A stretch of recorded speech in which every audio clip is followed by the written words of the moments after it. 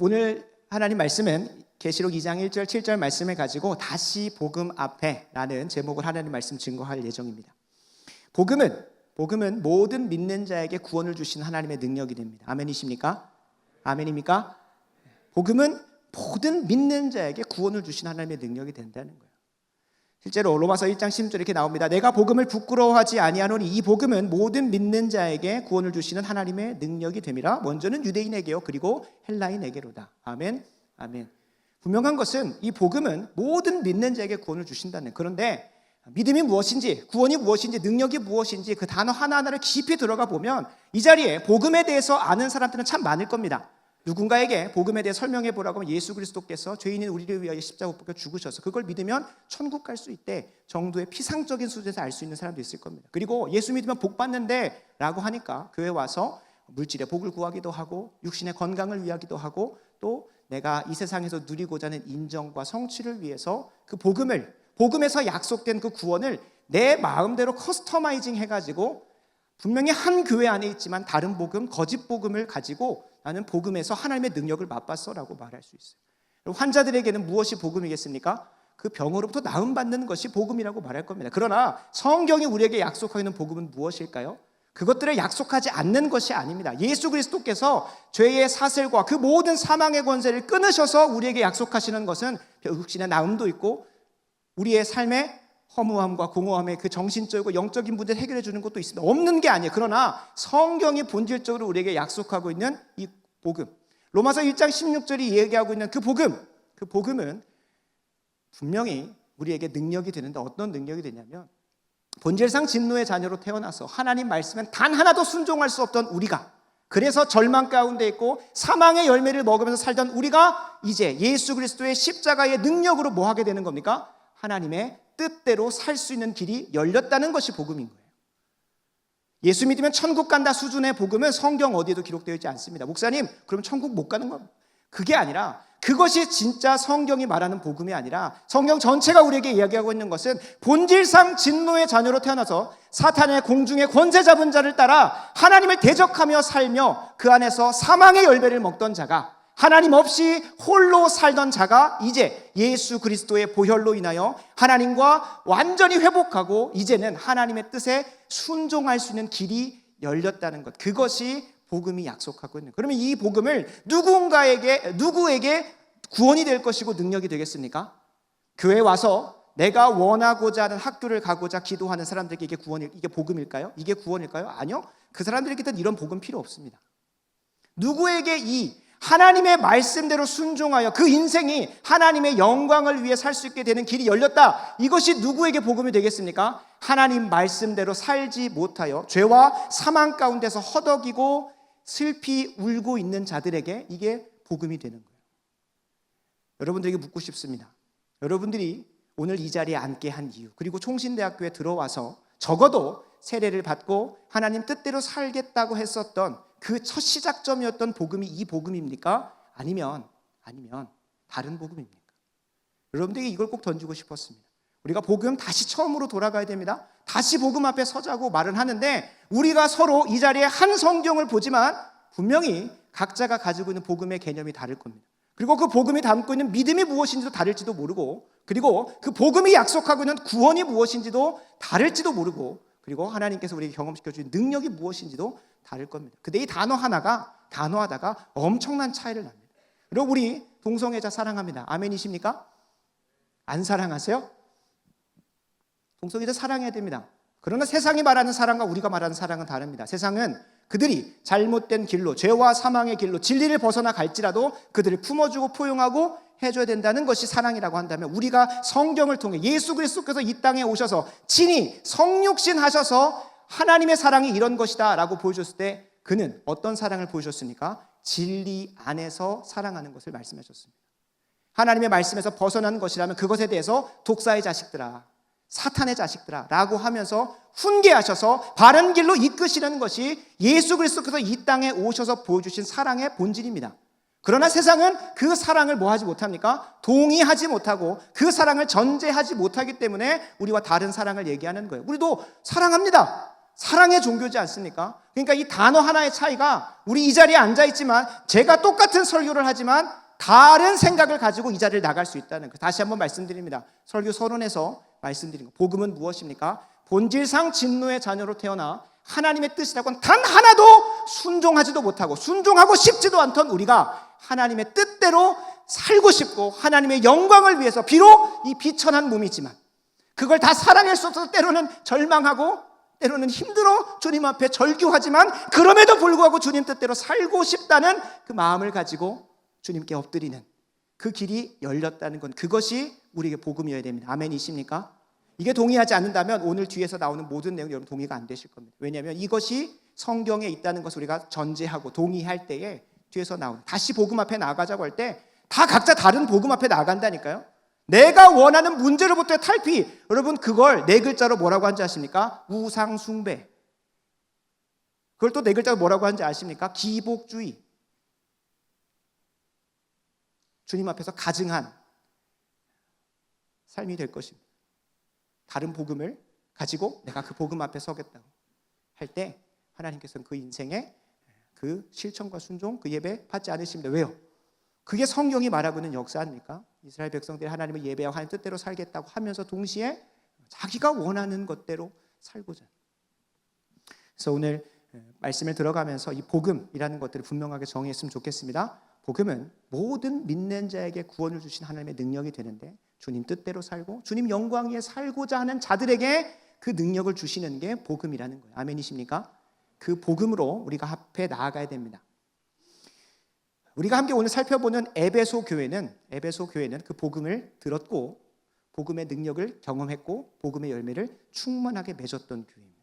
그런데 그 교회가 그 복음을 들은 지, 그 복음의 감격을, 복음의 능력을 경험한 지 채 30년이 되지 않아서 오늘 본문 계시록 2장 1절 7절을 마주합니다. 주님 앞에 칭찬도 받지만 책망받는 모습을 보게 돼요.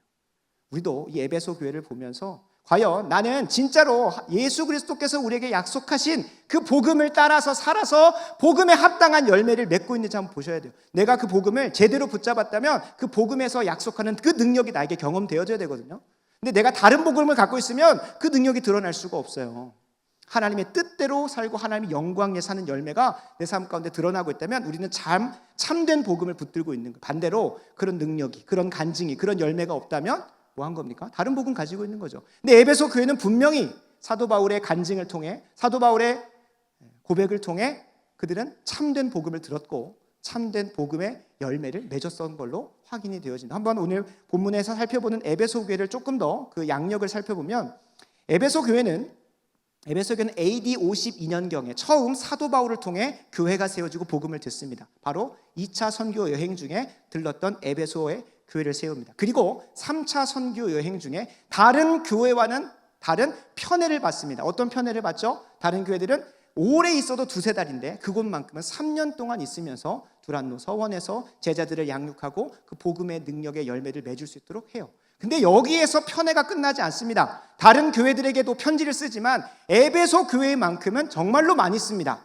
에베소서 2가 있고 3가 있어서가 아니라 52년경에 받았던 그 복음, 그리고 그 복음의 열매를 맺을 수 있도록 55년경에서 57년경까지 3년 동안 양육받고 제자 훈련받고 그리고 나서 62년경 그리고 사도 바울이 67, 8년경에 순교를 당하는데 그때까지 우리 성경에만 기록된 편지가 3개 정도 있습니다. 첫 번째 무엇이겠습니까? 에베소서입니다. 에베소서를 통해 그 복음에 합당한 열매들이 이렇게 맺어질 거야. 너희가 그렇게 맺어지고 있어 라고 하는 걸 에베소서를 통해 기록합니다. 그리고 나서 에베소라고 하는 것이 명확하게 등장하진 않지만 에베소의 2대 목회자로 세워졌던 디모데에게 보내는 편지가 있습니다. 바울 사도가 에베소 교회의 1대 목회자였다면 2대 목회자는 디모데입니다. 그 디모데를 통해서 디모데 전후서를 통해서 죽기 전까지도 이 디모데 후서 같은 경우는 죽기 전에 로마에서 처형당하기 전 가장 마지막에 썼던 편지로 알려져 있습니다. 그러니까 죽기까지 에베소 교회를 향한 양육이 끝나지 않은 거예요. 그만큼 복음을 들었고 복음의 열매를 맺었고 복음의 능력이 그 실제적인 칭찬이 어디 나옵니까? 오늘 계시록 2장 1절 7절 나와요. 그러니까 사도 바울도 에베소 교회를 편애했지만 분명히 예수님도 대표적인 7교회 중에 첫 번째 교회로서 에베소 교회를 많이 이뻐하셨던 것 같아요. 이거는 뭐 저의 묵상이니까 성경은 그렇게 증거하진 않지만 분명한 건 에베소 교회를 하나님께서 복음을 듣게 하셨고 열매 맺게 하셨고 하나하나 신실하게 인도해 오셨다는 거예요. 근데 2장 1절 7절에서 고백하고 있는 그들의 열매가 무엇입니까? 책망과 함께 또 칭찬이 있습니다. 그들의 칭찬 한번 보겠습니다. 2절과 3절을 보면 이렇게 에베소 교회가 그 복음 안에서 열매를 맺어서 쌓아왔던 결만의 열매가 있습니다. 2장 2절 3절 제가 읽겠습니다. 내가 네 행위와 수고와 네 인내를 알고 또 악한 자들을 용납하지 아니한 것과 자칭 사도라 하되 아닌 자들을 시험하며 그의 거짓된 것을 네가 드러낸 것과 또 네가 참고 내 이름을 위하여 견디고 게으르지 아니한 것을 아노라. 아멘. 아멘. 그리고 6장에 가보면 이들이 악한 사도, 자칭 사도라 했었던 이단들을 물리쳤던 것을 보게 됩니다. 그것이 니골라 당인데 6절에 보면 그들을 물리쳤대요.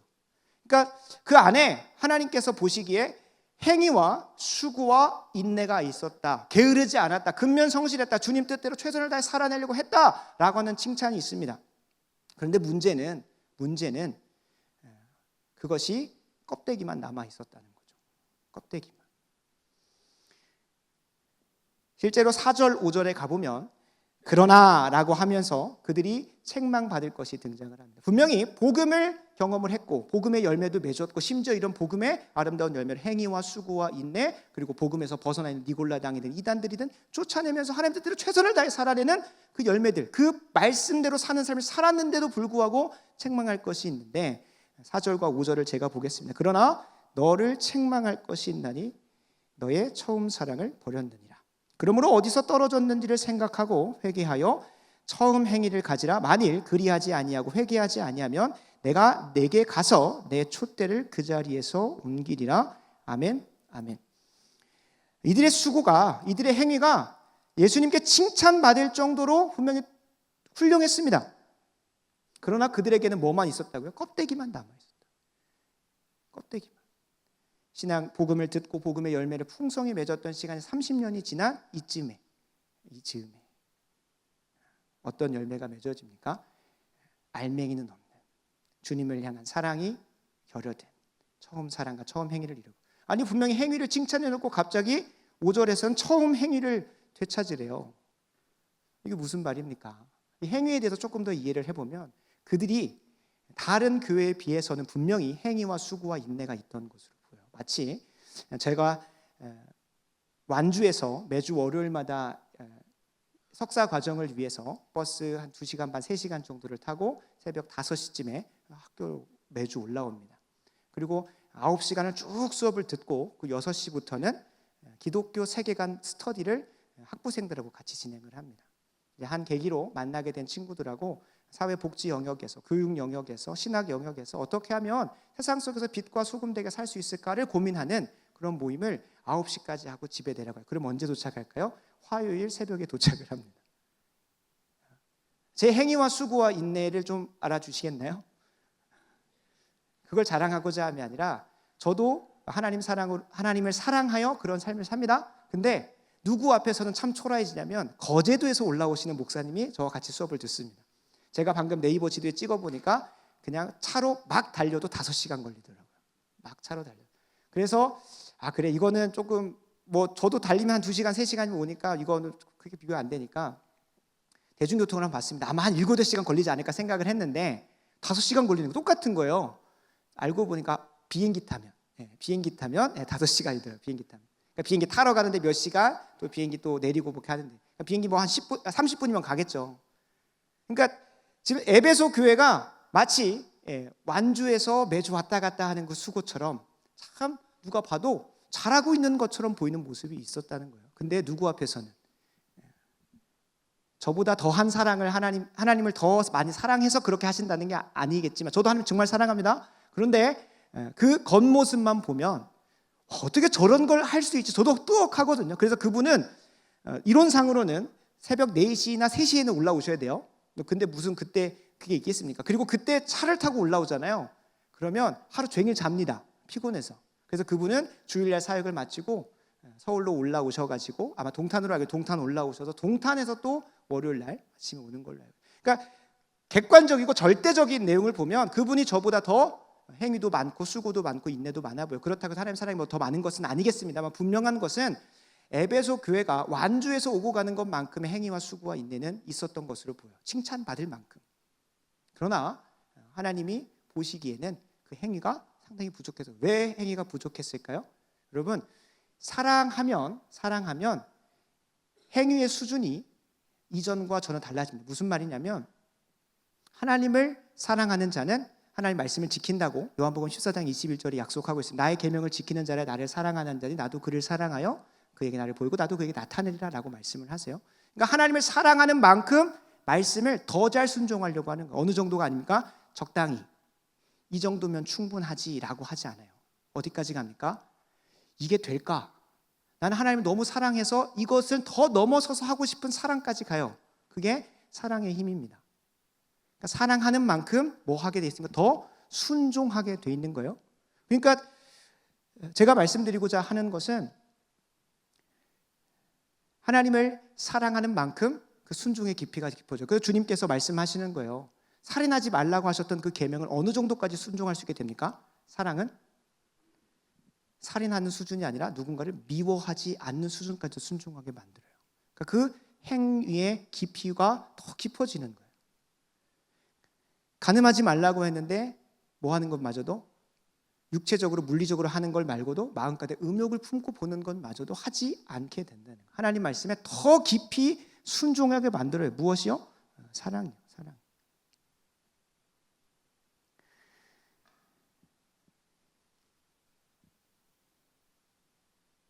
에베소 교회는 이 개념을 가지고 사랑의 개념을 가지고 보면 아마 그 사랑을 잊어버린 것 같아요. 껍데기는 남아 있어요. 니고라 당에 그 거짓된 것도 드러내고 그 안에 잘못된 것도 드러내고 하면서 근면하고 행위가 있고 수고가 있고 인내가 있어요. 그러나 하나님을 사랑하는 수준으로부터 나올 수 있는 수준까지는 도달했을까요? 못했을까요? 못했다는 거예요. 행위와 수고와 인내가 비교적, 상대적 누군가에 비하면 정말로 훌륭하다라고 칭찬받을 수 있지만 무엇이 없는 거예요? 그들이 하나님을 처음 만났을 때 그 감격과 능력으로 말미암는 처음 행위와 사랑은 주님 눈에는 보이지 않았던 거죠. 사람들의 눈에, 육신의 눈에는 그들의 행위와 수고와 인내가 칭찬받을 만하다니까요. 그런데 그들에게는 뭐가 없는 거예요? 행위와 수고와 인내라는 껍데기만 있을 뿐 그 마음 가운데 있어야 될 하나님에 대한 사랑이 없었던 것으로 보여요. 그래서 4절, 5절에 나오는 처음 사람, 처음 행위를 수많은 신학자들이 다양하게 해석을 합니다. 하나님을 사랑하는 그 사랑이 없어서 그걸 회복하라고 하신 거다. 혹은 교회 안에 있는 형제들을 사랑하지 못해서 형제 사랑을 회복하라고 하신 거다. 또 세상을 향하여 품고 있는 그 이웃을 사랑하는 사랑이 사라졌더니 그걸 회복해라고 각자 오늘 본문 안에서 여러 표현들을 가지고 와서 구체적으로 설명을 해요. 하나님 사랑이든 이웃 사랑이든 형제 사랑이든. 여러분, 그것이 무엇인지는 제가 여기서 뭐 주회를 통해 딱 정리해가지고 저는 이걸로 선택하겠습니다 말하려고 하는 게 아니라 이 세 가지가 가능하게 하는 게 뭘까요? 그 거제도에서 주일날 저녁에 담임 목사님이신데 엄청나게 사역 끝내고 자녀들을 냅두고 이 서울로 올라오는 발걸음을 만들게 하는 이유, 그 교회 안에 있는 형제들을 사랑하고 그 교회를 통하여 그 거제도에 있는 이웃들을 사랑하게 하는 동력이 뭘까요? 제가 완주 땅에서 매주 와가지고 월요일마다 와서 저녁 늦게가 아니라 다음날 새벽차로 내려가게 되는 그걸 만들게 하는 이유가 뭘까요? 하나님을 사랑해서 맞죠? 이웃을 사랑해서 맞죠? 형제를 사랑해서 맞죠? 다 그거 하려고 하는 거거든요. 모든 일대원 목사님들이 다 그렇게 와요. 어떤 분은 한 주간 내내 이 학업과 가정과 그리고 목회 사역을 감당하려고 맨날 4시 반에 일어나서 11시 반에 퇴근하시다가 한 교수님이 그 사역 가운데 폐를 한쪽을 잘라내는 것도 하셨대요. 왜 그랬을까요? 하나님 사랑하고 이웃 사랑하고 형제 사랑해서겠죠. 근데 여기서 우리가 주목하고자 하는 것은 에베소 교회가 잃어버렸던 사랑은 형제 사랑이든 이웃 사랑이든 하나님 사랑이든 그 근원이 뭘까요? 뭘 잃어버렸기 때문에 이것들이 삶에서 안 드러났을까요? 복음이기도 한데 하나님이 나를 사랑하시는 그 사랑, 하나님이 에베소 교회를 향한 그 사랑을 잃어버렸기 때문에 우리가 그 사랑이 가능하게 되는 이유가 요한일서 4장 19절 21절을 보면 하나님이 나를 먼저 사랑하셨기 때문에 그 사랑의 능력으로 뭐 하는 겁니까? 하나님도 사랑하고 이웃도 사랑하고 형제를 사랑하는 것이라고 성경이 이야기하고 있어요. 우리 안에는 뭐 합니까? 사랑할 수 있는 능력이 있다 없다? 없어요. 단 하나도 없어요. 누군가를 용서하고 있으니까 그거는 내 안에서 나올 수 있는 게 아니에요. 우리가 고백하는 고백은 무엇이에요? 우리는 허물과 죄로 죽어서 하나님 뜻에는 단 하나도 이룰 수 없는 존재들이에요. 그게 우리가 고백하는 성경의 신앙 고백입니다. 그런 자에게서 누군가를 용서하고, 용서하는 수준이 아니라 사랑하게 되는 수준까지 나오는 것은 하나님을 감히 사랑하고, 이웃을 감히 사랑하고, 형제를 감히 사랑해서 내 인생에 있어서 총신대학교에 나와 신학을, 교육을, 사회복지를 내가 전공하는 이유가 어디서 나오는 걸까요? 여러분들이 잘나서요? 수능 잘 봐서요? 그게 아니에요.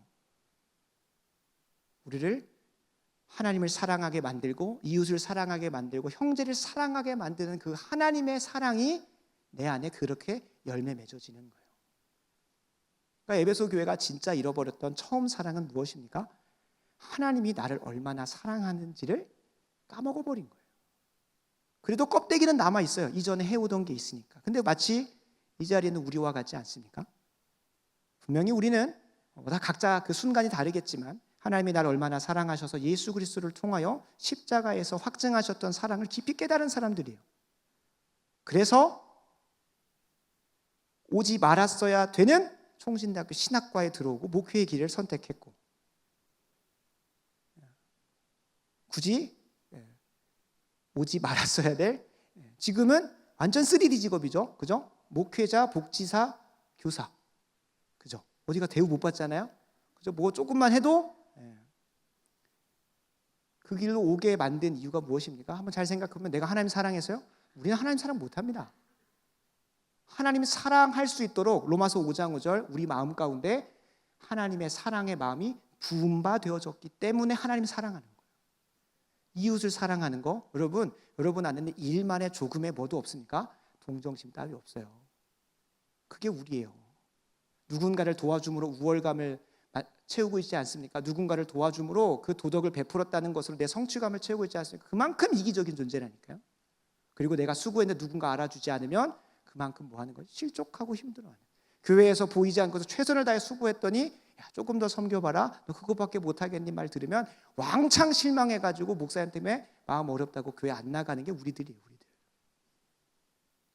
근데 무슨 우리 안에 사랑이 있어서 하나님을 감히 사랑하고 이웃을 사랑하고 형제를 사랑하겠습니까? 그러니까 에베소 교회가 예수님 보시기에 행위의 수준이 떨어진 것이지만 그 안에 뭐가 빠져버린 거예요? 하나님이 내게 부어주시는 사랑이 빠져버리니까 하나님 사랑도 이웃 사랑도 형제 사랑도 그 행위의 열매로 안 나타나는 거예요. 여러분, 사랑하면 더한 것도 할 수 있습니다. 하라고 한 것보다 더 하려고 노력을 해요. 하나님을 사랑하면 그게 나와요. 근데 그 사랑이 어디서 나온다고요? 하나님이 나를 사랑하시는 사랑에서 나온다는 거예요. 여러분들에게 묻고 싶습니다.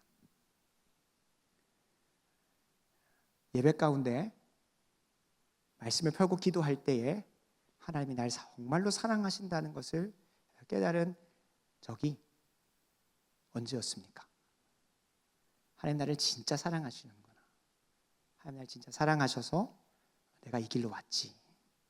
어느새 대학교 4학년이 되고 졸업반이 가까워지면 가까워질수록 내가 왜 이곳에 왔는지에 대한 그 처음 시작점은 까먹어버리고 나를 이곳에 살게 했고 정말 힘들고 지치지만 그럼에도 불구하고 살게 만들었던 그 사랑은 온데간데 없이 이제 나 뭐 해먹고 살지 그런 고민만 하고 있진 않은지 우리 한번 스스로 돌아봤으면 좋겠어요. 복음은 모든 믿는 자에게 구원을 주신 하나님의 능력이 된다고 했잖아요. 그게 어떻게 우리 안에 영적으로 프로세스가 이루어지냐면 나는 우리는 태어날 때부터 하나님을 대적하고 하나님 뜻은 하나도 관심이 없는 삶을 삽니다. 근데 성령을 통해 예수 그리스도를 통해 우리에게 확증하신 그 십자가 사랑을 성령으로 우리에게 부어주시는 시간을 통해서 깨닫게 하는 거예요. 그리고 그 사랑에 힘입어서 능력 있게 하나님 뜻대로 살게 만드는 게 복음이거든요. 로마서 5장 5절과 5장 8절을 보면 나요. 우리가 아직 죄인 되었을 때 그리스도께서 우리를 위하여 죽으심으로 우리에 대한 바로 나에 대한 하나님의 사랑을 확증하셨대요. 그 십자가 사랑에 확증하시고 그것이 나에게 정말로 사랑으로 다가오게 만드는 건 누구의 역사입니까? 성령의 역사입니다. 여러분, 세 부류의 인간이 있습니다. 유대인과 로마인과 그리스도인이 있어요. 십자가 사건을 똑같이 보고 다 다르게 해석합니다. 십자가에 담겨진 의미가 달라. 유대인은 하나님의 저주를 받았다라고 생각했어요. 로마인들은 로마 황제에게 반역을 일으키는 정치적인 적이었거나 정적이었겠다라고 해서 십자가에 달린 예수라고 봤겠죠. 그러나 그리스도인들은 왜 그런지는 모르겠는데, 아니요, 우리는 알죠. 성령이 우리에게 그걸 조명해 주시기 때문에 십자가를 보고 그 처참한 처형의 자리를 보고 하나님이 나를 뭐 하신다? 사랑하신다라는 걸 깊이 깨닫는 거예요. 그래서 우리가 복음이 우리 안에 역사하는 것은 사형리를 딱 듣고 아멘, 이제 예수님을 나의 구주로 모시겠습니다 라고 하는 내 자발적 의지에 있지 않습니다. 오직 그 십자가 사랑을 보고 성령께서 조명하여 주시사 하나님이 죄인이었던 나를 이제 하나님의 뜻대로 살면서, 이전에는 죄 가운데 있으며 사망의 열매를 먹으면서 허덕이고 있던 나를 긍휼히 여기시사 이제는 하나님의 뜻대로 살면서 하나님 영광 안에서 참으로 만족하고 행복하고 즐겁고 기쁘고 찬양하는 삶 살게 하시려고 했다는 것을 받아들이는 게 복음이에요. 그래서 복음이 능력이고 복음 하나면 충분하다고 하는 것이 거기에 있는 거예요. 그리고 우리가 오늘 말씀의 제목처럼 오늘 우리가 다시 돌아가야 될 것은 복음이라는 거예요. 복음. 모든 믿는 자에게 구원을 주신 하나님의 능력이다라고 하는 것만 보면 너무 딱딱하지만 그것이 우리에게 작동되어지는 프로세스는 그 시면의 가장 깊은 곳에 있는 건 무엇입니까? 하나님이 예수 그리스도를 통하여 우리에게 확증하시고 보여주신 사랑, 그 사랑을 깊이 깨달을 때. 근데 여기서 여러분 한 가지 정말로 중요한 거기 때문에 시간이 뭐 얼마 안 남았지만 설명을 드리면, 여러분 하나님의 사랑을 깊이 깨달을 때 어디에서 여러분 하나님의 사랑을 깊이 깨달으십니까? 예배자리 가운데 말씀이 선포되는 가운데 아주 잔잔하고 감동적인 설교와 또 그 가운데 일어날 수 있습니다. 여러분들에게 도전하고 싶은 것은 하나님이 우리에게 보여주신 그 사랑은 절절한 감동의 시간 가운데 하나님이 사랑이십니다라는 그 선포를 통해 막 이루어지는 것도 있지만 거기에 더하 여러분 한 가지를 더 기억하셨으면 좋겠어요. 하나님이 보여주신 거 우리에게 그냥 감동시켜 주시려고, 감격시켜 주시려고의 수준에서 우리를 사랑하신다고 말하는 게 아니에요. 복음이면 다 된다, 복음이면 충분하다고 하는 이유는 그 복음이 역사되어지는 그 사랑이라고 하는 것이 우리에게 어떻게 누려지게 되냐면, 하나님이 우리를 위해서 십자가에 못 박혀 죽으셨다는 그 소식을 들으면서도 일어나겠지만 예수 그리스도께서 십자가에서 이루신 구원의 능력이 단순히 우리 예수 믿으면 천국 간대, 예수 믿으면 뭔가 주님 앞에 기도할 수 있대, 그런 수준이 아니라 예수 그리스도와 온전히 연합하여 예수님의 안에 있는 그 능력을 가지고 이 땅에서 살 수 있고, 예수님 안에 있는 지혜를 가지고 내가 이 땅에서 살 수 있고, 나에게선 도저히 찾을 수 없는 용서와 사랑의 능력이 어디 안에선 있는 거예요? 예수님 안에 있기 때문에. 그분과 연합할 때, 이걸 다른 표현으로 하면 성령으로 충만하여질 때. 요한복음 15장 5절 말씀을 제가 읽어드릴 텐데요, 아마 이거 하면은 조금 더 이해를 갈 겁니다. 포도나무 비유 아시죠? 15장 5절입니다. 나는 포도나무여 너희는 가지라. 그가 내 안에, 내가 그 안에 거하면 사람이 뭐 한대요? 열매를 많이 맺는데요. 우리가 주님 안에, 아까 I'm afraid, I'm ashamed 했었잖아요. 그 안에 뭐 어떤 고백이 있었나요? 주 함께 하시네. 주님과 내가 연합하고 함께 하기 때문에 그분의 능력으로 뭐 하는 거예요? 내가 학업도 하고, 그분의 사랑으로 내가 결코 용서할 수 없는 원수도 사랑하게 되는 거예요. 고전 1장 30절에 나옵니다. 우리가 예수님 안에 있는 그 거룩함으로 내가 거룩하여지고, 예수님 안에 있는 지혜로 내가 지혜로워지고, 예수님 안에 있는 능력으로 내가 능력 있게 살아가는 거예요. 그게 여러분 경험되어져야 돼요. 제가 말씀드립니다. 여러분 머리로 하나님 나 사랑하신다 아는 수준은 오래 못 갑니다. 그리고 마음 가운데 대부분 사랑을 감정으로만 생각을 하는데, 그 사랑을 감정적 수준만 머물러 있으면, 우리 아까 찬양 인도자가 얘기했던 것처럼 믿음이 오락가락 한다잖아요. 대부분 그 믿음이 오락가락하는 게 뭡니까? 대부분 감정이 오락가락하기 때문에 믿음이 오락가락한다고 생각하잖아요. 그러니까 이 감정에다가 근거를 100% 다 둬버리면 안 돼요. 성경이 약속하고 있는 건 머리로 하나님의 사랑 깨닫는 것도 맞고 감정으로 감격하는 것도 맞는데, 우리의 삶에 예수 그리스도께서 맺게 하시는 열매, 삶의 실천, 그것으로 하나님이 날 진짜 사랑하셔서 이런 열매를 맺게 하시는구나. 언제 경험될까요? 저는 매주 토요일마다 주일날 말씀을 준비합니다. 금요일날 철회를 하고 아침에 일어나서 한 8시쯤부터 하루 종일 이미 묵상은 다 해놓지만 적기 시작을 해요. 그런데 제가 묵상하고 연구 자료들, 주석들 다 찾아놓고 해도 하나님께서 예수 그리스도와 온전히 성령을 통한 연합함을 통해서 부어주시는 지혜로는 지혜하고는 비할 수가 없어요. 설교를 쓰고 나면 내가 이걸 쓰려고 했나가 아니라 성령께서 예수 그리스도와 연합하게 하셔서 그분의 지혜로, 제가 전혀 준비 안 한 것 가지고 나오진 않지만 하나님께서 다 사용하셔가지고 와, 이 말씀이 이렇게 생각나게 하시네 하면서 이끌어 가신다는 거예요. 여러분들 한번 예를 볼까요? 내가 이 사람을 죽어도 사랑하지 못하겠는데 하나님 앞에서 이 사람을 위해서 용서하게 달라고 기도가 나오기 시작하는 거, 여러분 그게 누가 주시는 걸까요? 성령을 통하여 예수 안에서 연합하여서 누리는 사랑. 여러분 안에 뭐가 없다고요? 사랑이 단 하나도 없다고요. 우리가 사랑이라고 하는 열매를 맺을 수 있는 그 능력은 어디 있어요? 예수 그리스도의 십자가에서 이루신 모든 것에 있어요. 그래서 우리의 믿음의 고백은 십자가에서 이루신 그 죄사함뿐만 아니라 이 땅에서 예수님께서 이루신 모든 순종의 열매가 그분 안에서 우리와 연합함을 통하여 누려지는 거예요. 그분의 지혜, 그분의 거룩함, 그분의 사랑, 그분의 모든 능력이 우리 안에 뭐하실 때, 경험되어질 때 이루 말할 수 없는 하나님의 사랑의 깊이가 깊어집니다. 바라고 원하옵기는 여러분 그 능력이 경험됐으면 좋겠어요. 결론입니다. 적용입니다. 여러분 하나님이 나를 얼마나 사랑하시는지를 깊이 깨달으시기 바랍니다. 다시 그 앞으로 돌아가셔야 돼요. 그런데 이전에는 머리 정도로, 이전에는 예배 가운데 찾아오는 감격과 감동 수준으로 일순간에 지나가는 사랑에 끝났다면 이제는 내 온 몸에 흔적을 남기시고 하나님 나를 얼마나 사랑하시는지를 예수 그리스도의 온전한 연합에서 누리셨으면 좋겠어요. 정말로 그거는 부인할 수 없는 열매입니다. 우리 신앙의 선배 중에 청교도들은 그걸 내 삶에서 경험하려고 고군분투했던 사람들이에요. 하나님이 나를 얼마나 사랑하시는지를 내 삶 가운데 깊이 깨닫고 그 능력으로 이 땅의 삶을 살아가려고 했던 사람들이에요. 복음이 모든 믿는 자에게 구원을 주시는 능력입니다. 하나님의 뜻대로 살게 하는 능력이 됩니다. 근데 우리가 결코 에베소 교회를 보면서 잊지 말아야 되는 것은 무엇일까요? 하나님이 나를 얼마나 사랑하시는지, 하나님 나를 얼마나 사랑하셨는지. 그냥 그럴 때마다 십자가 세워놓고 주님 나 사랑하셨지 스스로 되뇌이는 게 아니라 하나님께서 그 십자가 안에 담아놓으신 그 능력을 내 삶에서 실제로 경험하면서 하나님 이걸 내게 맛보게 하시려고, 이걸 경험케 하시려고 이렇게 십자가에서 날 위해서 죽으셨구나 하는 거를 경험하셔야 돼요. 그리고 그게 경험되어지면 하나님 위해서 미처 안 살 수가 없습니다. 지금의 고난과 힘듦이 내 마음을 짓누를지라도 그걸 뚫고 가게 하는 처음 사랑과 처음 행이 훅 나오게 해요. 여러분 이 시간 이 찬양 함께 고백하면서 우리가 이 시간 한 30분 정도 말씀 나누면서 같이 공통되게 정의했던 복음이 있습니다. 그게 뭐죠?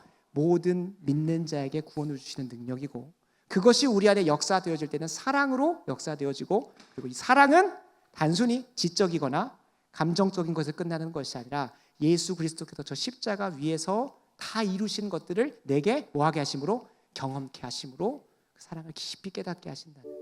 그 자리까지 나아갔습니다. 그래서 사도 바울이 뭐라고 에베소 교회에 고백하냐면 예수 그리스도의 사랑의 길이와 깊이와 높이와 넓이가 어떠한지를 깨달아 알기를 원한다고 고백을 해요. 여러분 예수님 안에서 마련되어진 그 사랑의 깊이는 단순히 절절한 가슴의 감동으로 끝나지 않습니다. 그리고 그 사랑을 진짜로 다시 깨닫고 난 사람한테는 이 고백이 진짜 고백이 돼요. 진짜 고백이 돼요. 다시 복음 앞에 가서 마저 주님 나 사랑하셨지 그것만 그냥 되돌리고 끝나는 게 아니라 이 마지막 찬양의 고백과 같이 십자가의 길을 가게 돼요. 누구처럼? 하나님이 날 위해서 십자가 지셨던 것처럼 거기서 바로 나와요. 하나님 사랑도 나오고 형제 사랑도 나오고 더 나아가서 세상을 향한 이웃 사랑도 나와요. 전 여러분들이 그 하나님이 나를 얼마나 사랑하는지를 깊이 깨닫고 거기서 멈추지 않았으면 좋겠어요. 여러분 제가 말했던 행위와 수고와 인내를 자랑하려고 완주해서 왔다 가면 여러분들은 집 앞에서 오시잖아요. 1시간밖에 안 걸려 1시간 반밖에 그걸 여러분 나무나려고 한 게 아니라 제가 왜 그런 삶을 사는지 아십니까? 하나님이 나를 너무 사랑하시기 때문에 한 번밖에 없는 이 인생 가운데 하나님 영광 올려드리고 싶은 삶에서 그런 선택을 했어요. 사람들은 미쳤다 해요. 근데 그렇게 살아낼 수밖에 없게 만든 하나님의 사랑이 내 삶 가운데 확 경험되기 때문에 형제 사랑을 넘어서서 이웃 사랑까지 가요. 저 얼마나 집에 가고 싶은지 모릅니다. 아침 9시에 도착하자마자 그때부터 집에 가고 싶다. 점심 먹고 나서 식곤증 앞에서 또 가고 싶다 하다가 6시 되면 이제 갈 수 있거든요. 근데 그때마다 눈에 밟히는 사람이 있어요.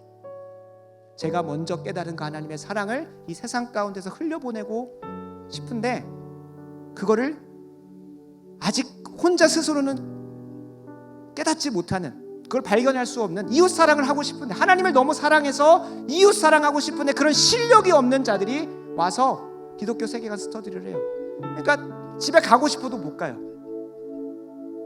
하나님을 사랑해서 형제를 사랑하고 하나님을 사랑해서 이웃을 사랑하기 때문에 그 십자가의 길 가게 되더라고요.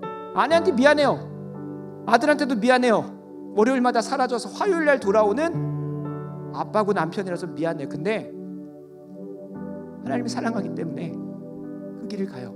전 여러분들에게 도전하고 싶어요. 이 자리에 다시 복음 앞에가 아니라 복음 앞에 나아가야 되는 사람도 있을 수 있다고 봐요. 복음을 뭔지 몰랐기 때문에 그냥 가정 안에서 기독교 문화에서 자라다 보니까 그냥 나 예수님 믿어 나 죽으면 천국 가 정도의 수준에서 있다가 교육, 복지, 신학 뭐 중에 어찌됐든 총신대학교 좋다고 하니까 왔을 수 있어요.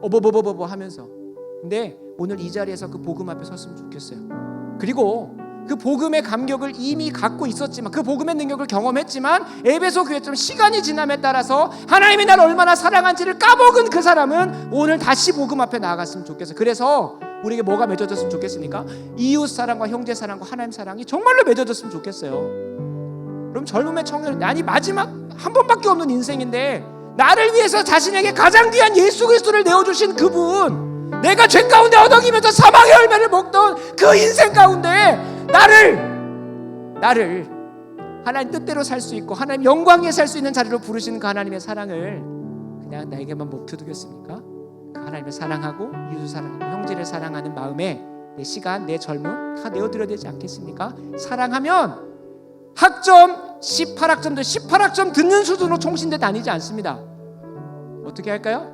내 시간과 물질과 다 내어드려 가면서까지도 이웃 사랑하기 위해서 고민해요. 그래서 여러분 기도했으면 좋겠어요. 하나님, 내가 하나님을 사랑해서 섬기고 사랑해야 될 십자가의 길, 이웃을 형제가 누구입니까를 한번 물어보시고 그것도 결단한 그 마음까지 소원함을 고백하는 시간도 됐으면 좋겠습니다. 이 시간 이 찬양 고백하고 함께 기도하도록 하겠습니다. 이 찬양 그 고백 우리의 고백이 되기를 원합니다. 같이 함께 고백합니다.